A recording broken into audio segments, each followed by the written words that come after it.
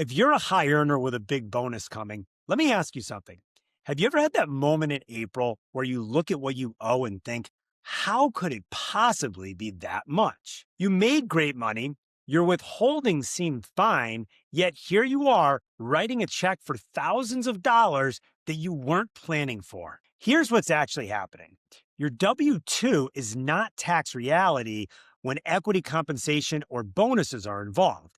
And most high earners are flying blind until it's too late to do anything about it. I know because I was there. I used to be a high earning executive who was often caught off guard by taxes. Now I help my clients to turn their tax situation into a structured advantage instead of an annual surprise. And today I'm going to show you a 15-minute executive tax audit that helps to prevent that surprise. 6 questions, one simple data packet, and you'll know exactly where you stand before the bill shows up. Here's the thing about taxes for executives and high earning professionals. Complexity is not the problem. The problem is that most people treat taxes like filing, not forecasting. You get to December, maybe even March, and you're reacting to what the numbers say. And by then, your options are limited. What you need is tax control, not tax tips. Control means you forecast your year-end reality in advance. You identify the 1 or 2 levers that actually move the needle, and you eliminate surprises caused by equity comp, under withholding, and unplanned income events. That's what the audit does. Now, quick disclaimer before we dive in. This is education, not tax advice.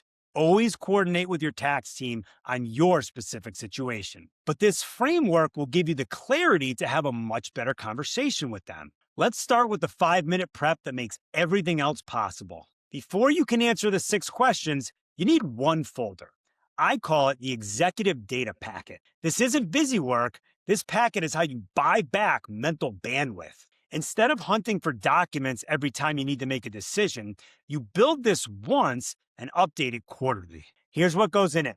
Your latest pay stub with year-to-date withholding, and if you're married and your spouse works, their pay stub too.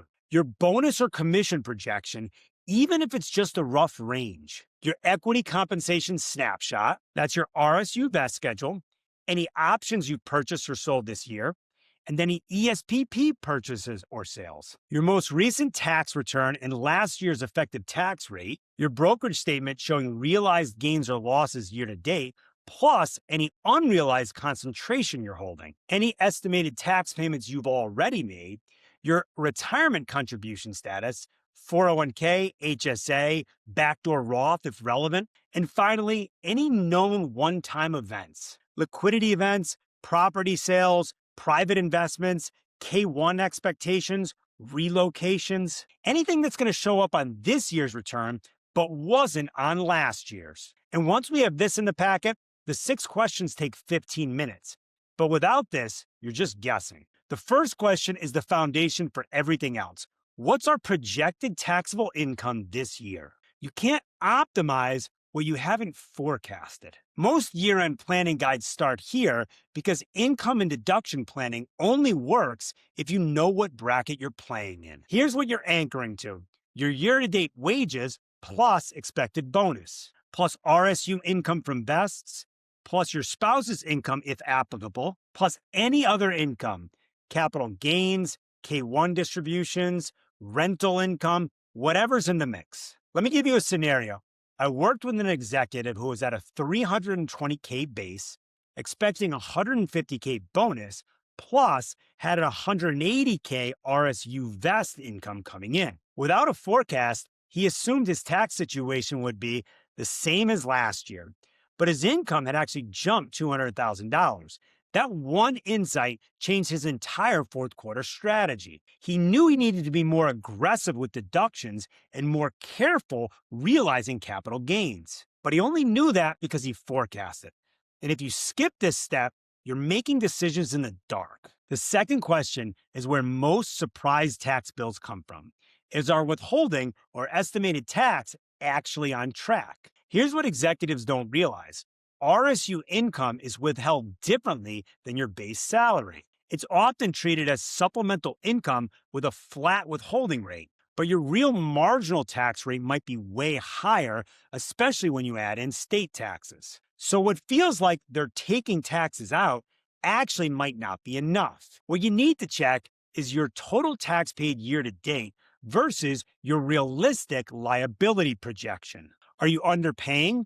Is there a penalty risk? Is your RSU withholding rate misaligned with your actual marginal bracket? Here's a real life example. A couple I worked with owed $48,000 in April, and they were shocked because they had withheld taxes all year. The problem was their RSUs. The withholding was treated like flat supplemental income, but their marginal rate, federal plus state, was much higher. And because they didn't catch it until filing, they had no time to adjust. If they had run this audit in October, they could have made an estimated payment or adjusted their W-4 withholding to bridge the gap. Instead, it hit them all at once. So this is the question that prevents that. The third question gets into the biggest lever that most executives have. What equity events are driving our tax bill, and do we have rules for them? Equity compensation is not just extra income. It's a schedule of taxable events that needs a playbook. Without rules, you're making reactive decisions under stress. You need to check how many RSU vests you have remaining this year and what the income impact will be. Any options exercises or sales you've done, including the timing and whether there's AMT exposure depending on the type, and any employee stock purchase plan sales that are generating short or long-term gains. Here's a scenario. I worked with a tech exec who was holding a concentrated position in his company's stock because it kept going up. But every vest was adding more exposure, and he was sitting on unrealized gains, so every new vest was just compounding the risk. The audit decision was simple. Pre-commit to a diversification rule, and every time a new batch vests, sell a portion and rebalance. And coordinate the tax payments so selling doesn't create a second surprise. He needed rules, not reactions, and once we built them, equity comp stopped being a stress bomb and started being a structured wealth engine. That's what this question does.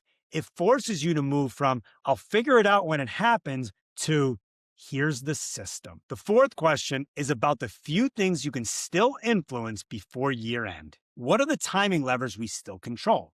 Now, most year-end planning strategies fall into a few buckets. Timing income and deductions where possible, maxing out your retirement contributions like your 401k or IRA, and charitable planning, things like bunching deductions or donating to a donor-advised fund. But here's the key.